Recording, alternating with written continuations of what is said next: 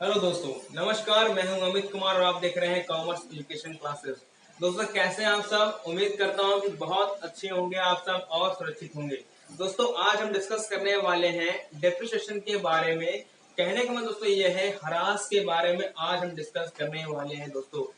लेकिन लेक्चर शुरू करने से पहले आज मैं आपको बता दूं कि आपके लिए बहुत बड़ी खुशखबरी है, क्योंकि आपका जो 30% का जो कोर्स है वो बाई बोर्ड या गवर्नमेंट के द्वारा कम कर दिया गया है। तो भाई, कोर्स आपका छोटा हो चुका है और पढ़ने में मजे आने वाला है दोस्तों। ठीक है दोस्तों, तैयारी अभी से शुरू कर दीजिए, क्योंकि एग्जाम अब आपका दूर नहीं है, जिससे कि आप बहुत ही अच्छा नंबर गेन कर सके अपने बोर्ड में एग्जाम में।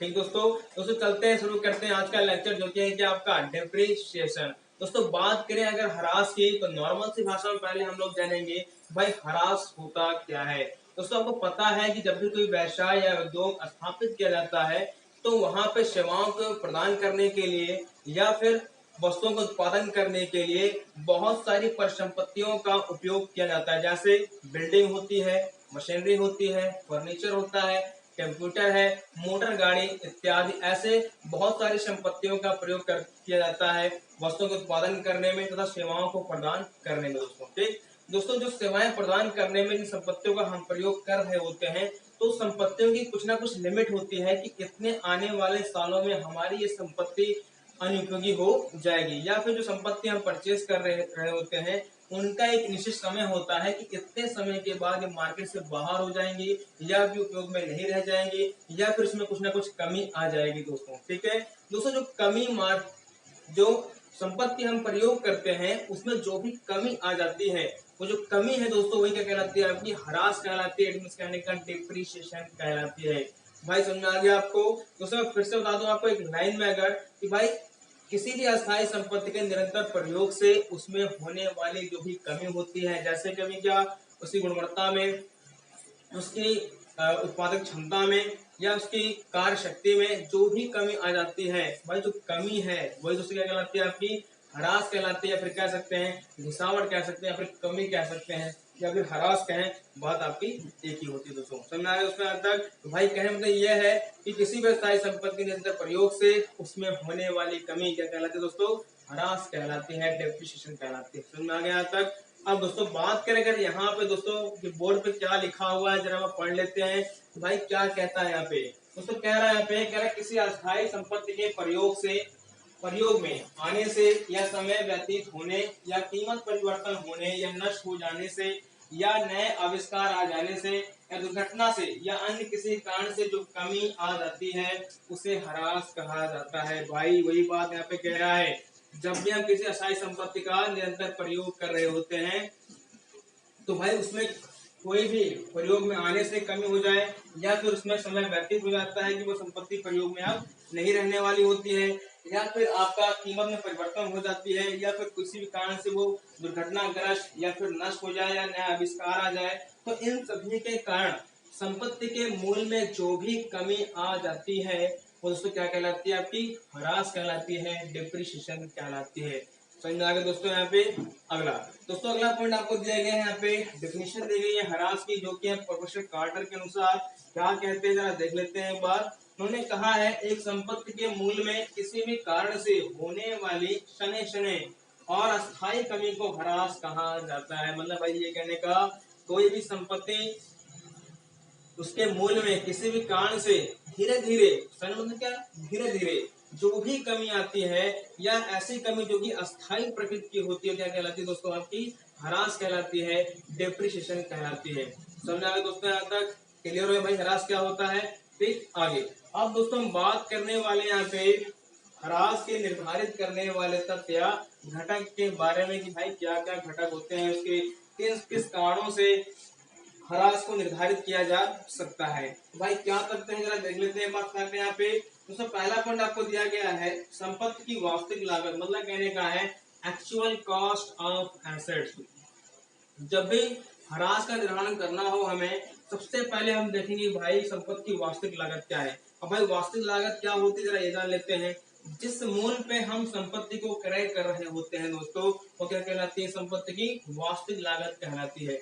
अगर क्रय करते वक्त हमने कोई किराया दिया होता है या हमने स्थापना पे व्यय दिया होता है, ठीक, या अन्य कोई ऐसा खर्च जो हमने क्रय करते वक्त किया होता है, तो वो मशीन के या एसेट्स की या संपत्ति में इंक्लूड मतलब कहने का जोड़ दिया जाता है। ठीक, तो भाई जो जोड़ा गया अमाउंट होता है वो क्या कहलाता है, आपका संपत्ति की वास्तविक लागत कहलाती है। मतलब कहने का भाई एक्चुअल कॉस्ट ऑफ एसेट्स कहलाती है। समझ में आएगा दोस्तों। किसी भी संपत्ति का वह मूल्य जो क्रय करते समय लिया गया था वो क्या कहलाता है दोस्तों, आपका संपत्ति का वास्तविक मूल्य कहलाता है।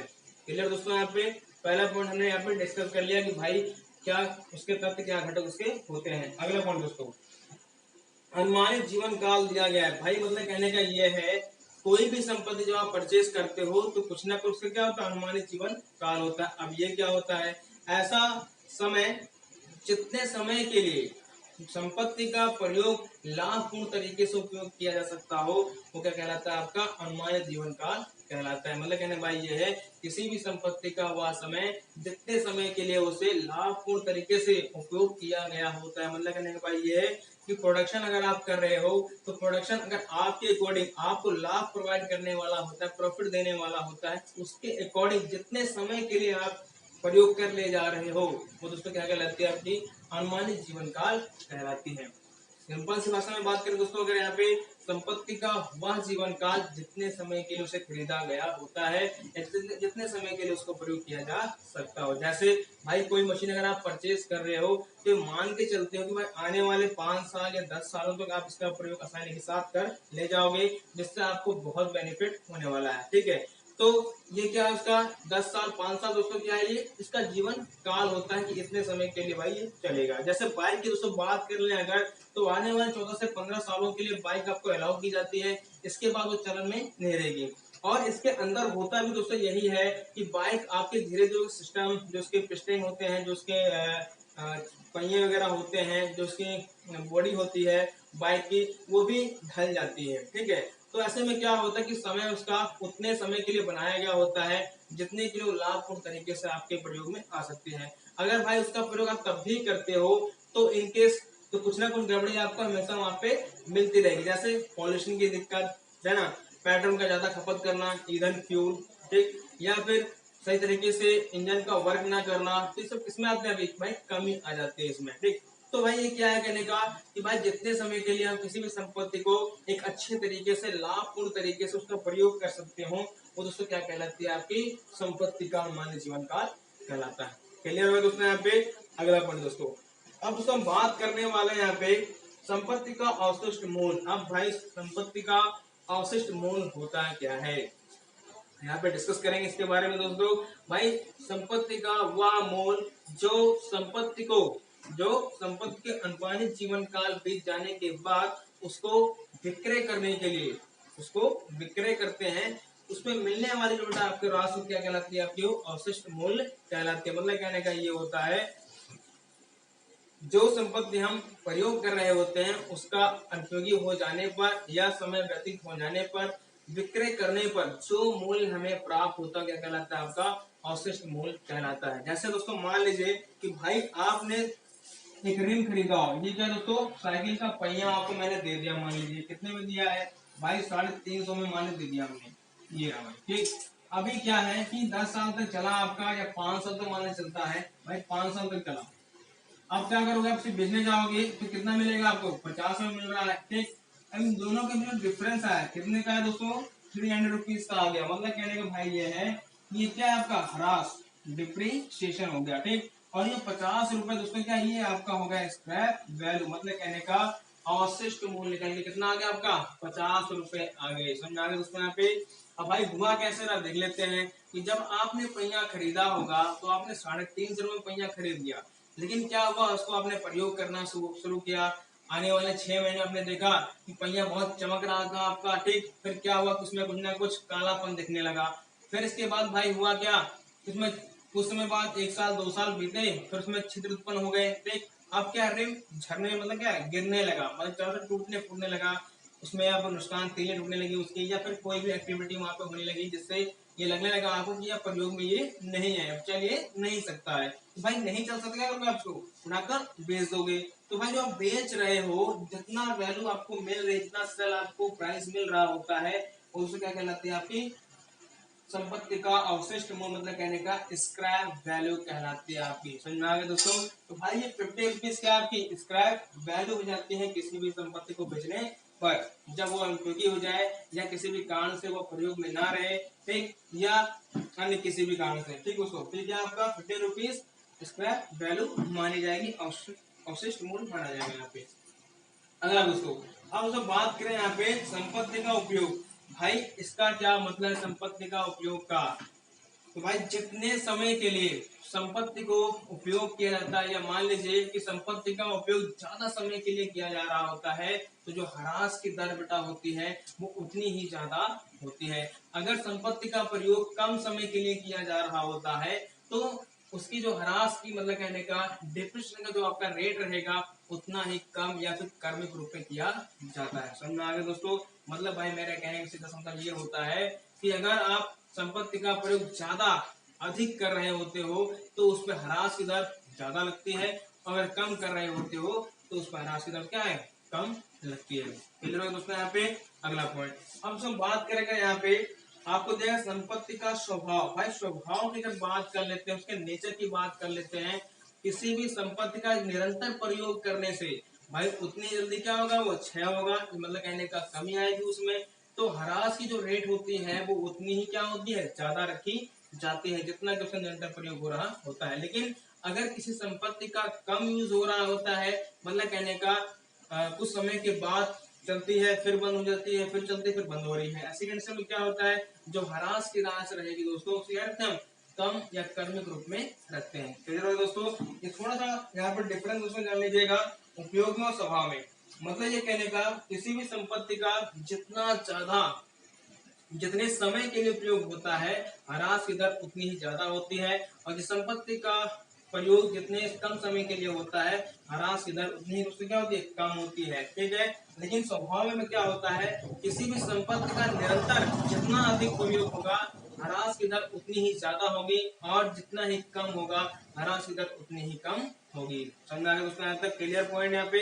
अगला दोस्तों, अब दोस्तों हम बात करेंगे यहाँ पे पॉइंट नंबर 6 की, आपको दिया गया है संपत्ति का विस्तार तथा पूंजीगत व्यय। भाई इसका क्या मतलब है यहाँ पे, संपत्ति का विस्तार की बात करें दोस्तों यहाँ पे कि मान संपत्ति आपकी चल रही है, ठीक, तो आपने उसके मेंटेनेंस पे या फिर कह सकते हैं कि इतना इतना आपने खर्च किया है कि उससे उस संपत्ति का विस्तार हो रहा है, मतलब कहने का उस संपत्ति में आपने और भी कुछ लाकर ऐड कर दिया हो एक्स्ट्रा। तो भाई आप ऐड कर रहे हो, बढ़ा रहे हो मशीन को या फिर प्लांट को बढ़ा रहे हो अपने, तो इतने क्या कि विस्तार आप यहाँ पे कर रहे होते हो। तो भाई जो भी आप खर्च कर रहे हो उतने क्या माना जाता है, आपका पूंजीगत व्यय माना जाता है। तो जो ऐसे व्यय होते हैं वो आपके संपत्ति में ऐड कर दिए जाते हैं। ऐड करने के बाद ही दोस्तों क्या चार्ज करते हैं, डिप्रिसिएशन यहाँ पे चार्ज करते हैं। क्लियर हो गया पॉइंट यहाँ पे। भाई मतलब कहने का फिर से बात जान लेते हैं कि संपत्ति का अगर आप विस्तार कर रहे हो, उसको बढ़ा रहे हो और ज्यादा उस पर और रुपया खर्च कर रहे हो, और भी एसेट्स में इंक्लूड कर रहे होते हो, तो ऐसा जो भी खर्च है वो आपका क्या है, पूंजीगत व्यय है। ठीक, तो ऐसे जितने व्यय होते हैं उस संपत्ति में हम ऐड कर देते हैं। ऐड करने के बाद जो वैल्यू आती है उसी वैल्यू पे हम क्या निकालते हैं, ह्रास को चार्ज करते हैं। क्लियर दोस्तों है पॉइंट। अगला हाँ दोस्तों बात कर ले यहाँ पे संपत्ति की मरम्मत पर व्यय। भाई अगर संपत्ति मरम्मत की मतलब क्या दोस्तों यहाँ पे कि अगर आप संपत्ति को यूज कर रहे होते हो, उसका प्रयोग कर रहे होते हो, तो कहीं ना कुछ खराबी तो आ जाती है। भाई खराबी अगर आ रही है, आप उसको बनवा रहे हो फिर से खराब हो रहा है फिर बनवा रहे हो, तो भाई तरीके तो खर्च तो हो गया ना। लेकिन अगर खर्च आप ऐसा कर रहे हो, रिपेयर मेंटेनेंस आप ऐसा कर रहे हो कि उससे संपत्ति का जो जीवन काल है उसमें क्या हो रही है, वृद्धि हो रही है, मतलब कहने का बढ़ोतरी हो रही होती है। ऐसे कंडीशन में जो एक्सपेंस आपने खर्च किया है वो हमारे संपत्ति की उत्पादक क्षमता क्या करता है, बढ़ा देता है। भाई क्षमता बढ़ा रहा है तो इसके अकॉर्डिंग क्या कर सकते हैं, ह्रास कम या ज्यादा भी कर सकते हैं। ठीक है दोस्तों यहाँ पॉइंट यहाँ पे। तो भाई यहाँ पे 7 पॉइंट हमने यहाँ पे डिस्कस कर लिए दोस्तों। इस पॉइंट में कहीं भी अगर आपको दिक्कत होगी तो आप कमेंट कर दीजिएगा, मैं आपको नेक्स्ट वीडियो का सोल्यूशन वहां पर आपको प्रोवाइड कर दूंगा। समझ में आ गया दोस्तों यहाँ तक। अगला अब दोस्तों बात करें यहाँ पे अगले पॉइंट की, तो आपको दिया गया है जनरल एंट्री रिगार्डिंग डिप्रिसिएशन। मतलब कहने का ये है कि भाई ह्रास से संबंधित लेखे भी होने चाहिए, है ना। ये वैसे भी तो आपका न्यूमेरिकल का पॉइंट है, तो दोस्तों बहुत केयर होकर देखिएगा, कुछ नहीं है बहुत ज्यादा ये, ठीक। जो बच्चे कॉमर्स के हैं वो जानते होंगे, या उन्हें पढ़ा होगा या नहीं पढ़ा है, तब भी वो आसानी के साथ यहाँ पे जान सकते हैं। तो भाई यहाँ पे दिया गया आपको, कह रहा संपत्ति का क्रय करने पर, जब भी कोई संपत्ति हम क्रय करते हैं तो भाई उसकी एंट्री क्या होगी देख लेते हैं। Assets account debit to cash oblique bank account. फिर उसके बाद दोस्तों यहाँ पे दिया गया है, अगर उस संपत्ति में ह्रास चार्ज करना हमको, मतलब कहने का वर्ष के अंत में ह्रास लगाने पर, भाई वर्ष का मतलब क्या होता है कि 31 मार्च होता है, मतलब कहने का ये है 31 मार्च को वर्ष के अंत में क्या लगाते हैं, ह्रास लगाते हैं। भाई ह्रास अगर लगा रहे हो, एंट्री क्या होगी आपकी, depreciation account debit to assets account, ठीक दोस्तों। आगे अब हम बात करें, ह्रास तो लगा दिया हमने, अब जो ह्रास की राशि होती है उसे लाभ हानि खाते में क्या करते हैं, हस्तांतरित कर देते हैं। अब भाई ट्रांसफर करोगे तो एंट्री क्या होगी, profit and loss account debit to depreciation account. Clear दोस्तों यहाँ पे पॉइंट। अब दोस्तों एक बार बता दूं मैं आपको, याद आ गई मुझे, वो ये है आपके लिए कि जब भी कोई ट्रांसफर की जाती है प्रॉफिट लॉस अकाउंट में, ठीक है, जिसको भी किया जा रहा होता है, अगर वो पहली एंट्री में डेबिट हो, जैसे दोस्तों यहाँ पे देखो डेबिट दिख रहा है आपको, ठीक, तो प्रॉफिट लॉस में ट्रांसफर कर रहे हैं, तो ये क्या हो गया आपका, यहाँ पे आकर क्रेडिट हो गया है। क्लियर दोस्तों। अगर ये डेबिट यहाँ पे क्रेडिट होता तो दोस्तों यहाँ पे क्या होता है, ये क्रेडिट सॉरी डेबिट हो जाता। क्लियर पॉइंट दोस्तों यहाँ पे। आगे अब दोस्तों बात करेंगे यहाँ पे पुरानी संपत्ति को बेचने पर, मतलब भाई ये कहने का हमने प्रयोग भी कर लिया उसे, अब वो हमारे लिए अनुपयोगी हो गई है, अनुपयोगी हो गई है तो क्या करेंगे, उसे सेल कर देंगे। भाई सेल पे क्या एंट्री होगी इसकी, तो भाई एंट्री होगी यहाँ पे cash oblique bank account debit to assets account. Clear दोस्तों। अगला पॉइंट दोस्तों, अब दिया गया यहाँ पे एक प्रॉफिट, भाई संपत्ति बेचोगे तो प्रॉफिट या लॉस आपको होना है, ठीक। अगर प्रॉफिट हो रहा है तो क्या एंट्री होगी, assets account debit to profit and loss account. अगर लॉस हुआ तो भाई profit and loss account debit to assets account. मतलब कहने का है एक दूसरे के विपरीत यहाँ पे एंट्री दोस्तों हो जाएगी, ठीक। तो दोस्तों हमने यहाँ पे अपने लेक्चर को कवर कर लिया है, लेकिन एक बार मैं फिर से आपको रिवाइज करा देता हूँ बहुत छोटे से टाइम में, तो भाई ह्रास होता क्या है, ठीक है। तो सीधी बात जानेंगे दोस्तों यहाँ पे, जब किसी भी अस्थायी संपत्ति के निरंतर प्रयोग से उसमें होने वाली जो कमी होती है, मतलब कहने का उसकी गुणवत्ता में या कार्य शक्ति में जो भी कमी आ जाती है, वो क्या कहलाती है, आपकी ह्रास कहलाती है। क्लियर दोस्तों यहाँ पे। अगला इसके आपको तथ्य दिया गया है, ये ह्रास का क्वेश्चन जब भी आप सॉल्व करोगे तो वहां पे बहुत ही हेल्पफुल होने वाले हैं दोस्तों, ठीक है। तो यहाँ पे आपको दिया गया वास्तविक लागत पता है, जो संपत्ति का वास्तविक मूल्य होगा, क्रय मूल्य होगा, वो आपका एक्चुअल वैल्यू आपकी कहलाती है। आगे अनुमानित जीवन काल, कितने समय के लिए संपत्ति का प्रयोग होना है, ठीक, जैसे 5 साल 10 साल या ठीक है। उसके बाद अवशिष्ट मूल्य, कितना मूल्य बचा हुआ है बेचने के बाद, जो आप विक्रय करते हो उसकी वैल्यू कितनी है, ठीक है, वो क्या की स्क्रैप वैल्यू। आगे संपत्ति का उपयोग आपको दिया गया है, भाई कितना कितने वर्षों के लिए किया जा रहा है, ज्यादा वर्षों के लिए है तो अधिक ह्रास की दर रहेगी, और कम वर्षों के लिए किया जा रहा है तो ह्रास की दर कम रहेगी, ठीक है। अगर स्वभाव की बात कर रहा है, अगर निरंतर प्रयोग ज्यादा हो रहा है तो ह्रास की दर उतनी ही ज्यादा रहती है, और निरंतर प्रयोग अगर कम हो रहा होता है तो ह्रास की दर कैसी होती है, कम होती है दोस्तों। आगे अगर उसको आपको दिया गया है, छठा पॉइंट है संपत्ति का विस्तार तथा पूंजीगत व्यय आपको दिया गया है। इन केस मान लीजिए आप संपत्ति का विस्तार करते हो, उसके संपत्ति में आप वृद्धि कर रहे होते हो, उसके जो भी खर्च करते हो आप, ऐसे खर्च जितने भी होते हैं वो संपत्ति की लागत में ऐड हो जाते हैं। ऐड होने के बाद जो आपका अमाउंट मिलता है उसी में आप क्या चार्ज करते हो, ह्रास चार्ज करते हो। आगे अब दोस्तों बता दूं आपको, नंबर पॉइंट आपको दिया गया है, संपत्ति की मरम्मत पर व्यय करने पर, मतलब भाई ये ऐसा कहने का, अगर संपत्ति में आप मरम्मत करा रहे होते हो, ठीक, जिससे उसके जीवन काल में वृद्धि हो, उसकी कार्य क्षमता में क्या हो, वृद्धि होती हो, तो उसके अकॉर्डिंग आप उस पर कम या ज्यादा ह्रास चार्ज कर सकते हो। क्लियर दोस्तों पॉइंट यहाँ पे। तो भाई ये तो हमने यहाँ पे डिस्कस कर लिया दोस्तों। नेक्स्ट वीडियो में जो हम मिलेंगे आपसे, तो वहां पे हम इसके मेथड के बारे में डिस्कस करेंगे, कितने टाइप्स होते हैं मेथड के, और देन इसके बाद वहां पे हम एक क्वेश्चन भी सॉल्व करने वाले हैं दोस्तों। क्लियर दोस्तों यहाँ पे। तो भाई ये कवर हो गया है, इसको लेकर अगर आपको कहीं भी डाउट हो तो आप नीचे कमेंट में लिख सकते हैं, देन इसके बाद उसका सोल्यूशन मैं आपको नेक्स्ट आने वाले वीडियो में प्रोवाइड कर दूंगा। तो दोस्तों मिलते हैं नेक्स्ट वीडियो में, तब तक के लिए नमस्कार।